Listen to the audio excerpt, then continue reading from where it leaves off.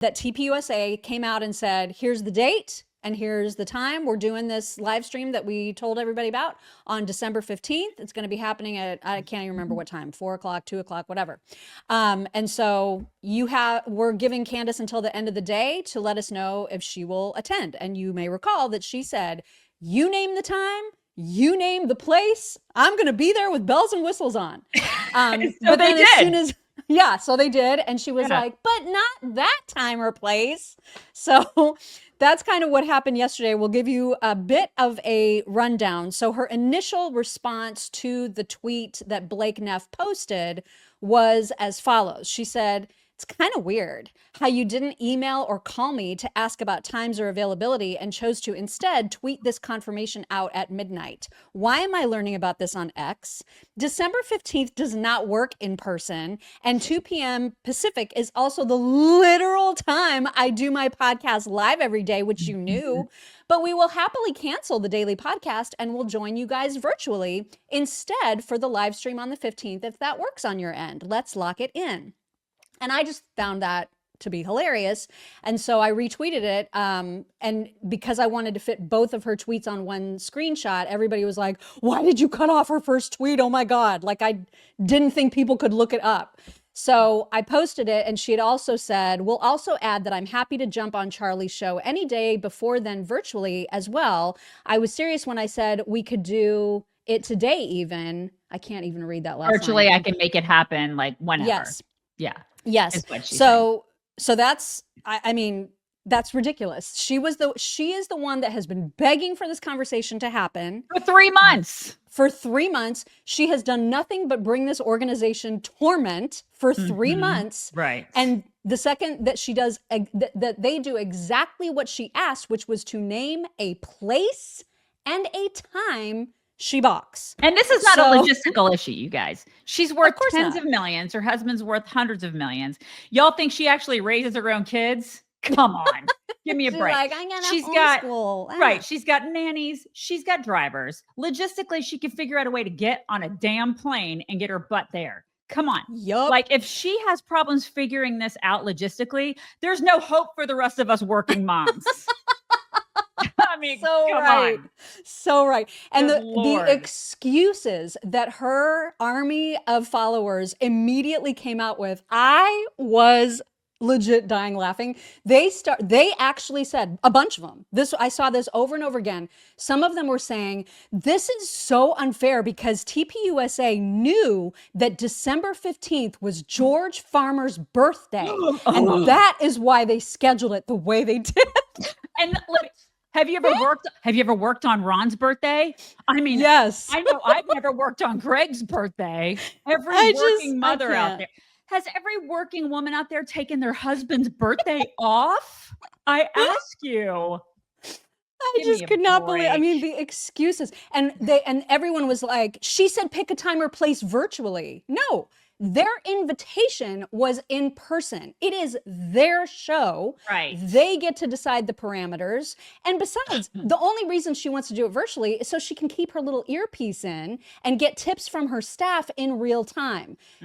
No, if she wants to do this, it's going to be on their terms. Yeah. And if she doesn't want to do it, they'll just do it without her, which they are. Her husband's a literal baron.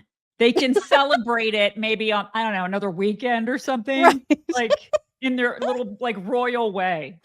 I can't. And this is actually turning out exactly as I hoped, which is that they would do the live stream, taking a part of all of her crazy by themselves. Yeah, and then, that's what you wanted. That's what I'd hoped for. So I'm actually very, very pleased about this outcome. And thanks to Milk Bar TV, Nathan Livingstone, and the great work he does. One of the things that she said, not in yesterday's show, but the show before that, the day before that, she picked apart what Blake Neff was saying piece by piece and said that he was lying. No, actually, the liar is her. I love this evidence that Milk Bar put together. Check this out. She has accused us of lying about Charlie wanting Erica to take over for him if he died. Never happened. That is not a quotation. That is just them saying that.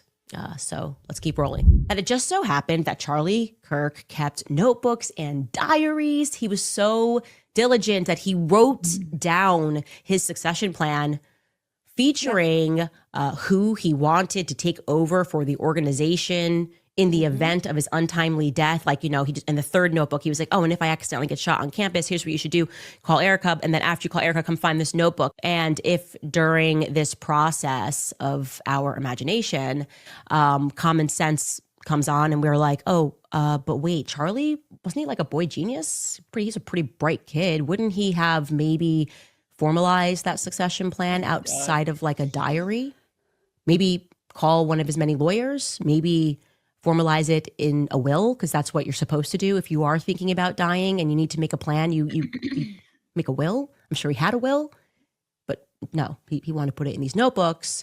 And then the plan was to guilt us, I think, to try to haunt us with the ghost of Charlie's notebooks that we're never going to be allowed to read, but we're supposed to accept that they most definitely read. Like, for sure. Yeah, it did. Never happened. Okay. Did he tell you that in a dream, Candace? Did he come to you in a dream and tell you that? She doesn't believe that Erica was who Charlie wanted to run the organization. Yeah. Yeah. And she said shit. it. So. Full of shit.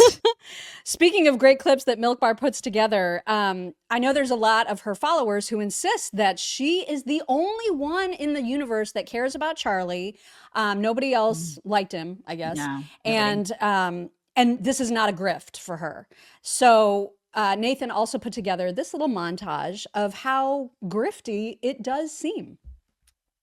This is your old school turning point lesson in what the free markets are. The free market saw what you were offering, right? And they saw what I was offering. Wow, 260,000 people watching live, you guys.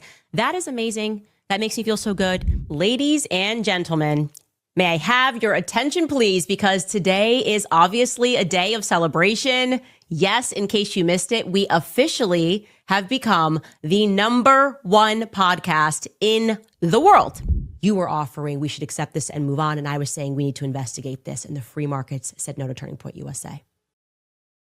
Not a grift at all. I'm sure this is all. No. Make sure you buy my merch. Right. Right. Just to give you an example, I don't know, I was yesterday years old when I found out about this fellow by the name of Ryan Matta, but he has a very large following. He's very, very much in the Candace camp. And this is one of the things that they don't even hear themselves when they do the crazy stuff. So then, because TPUSA invited her in person, immediately a bunch of the cult decided it was to assassinate her. I am not making this up.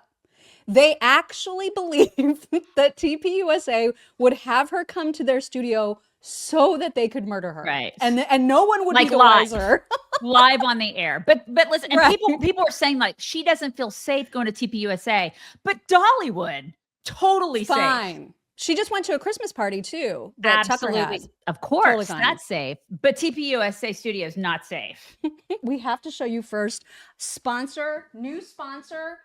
Yes. Noble Luggage, which is freaking amazing. Yeah, we got to talk. Amazing. Listen, I got to talk about how mine was broken into when I visited you like 2 times ago. You Not remember? this luggage. Not this luggage. No, my other luggage before I got Noble Luggage, total nightmare. All my jewelry was stolen from my checked baggage because luggage is so easy to break into, you guys. Like, think about how many people touch your luggage. Mm-hmm. I'm not seriously, like hotel staff and airline employees and anybody you can get into the overheads. If you're not looking, it happens. Like a ballpoint pen can pierce the zipper.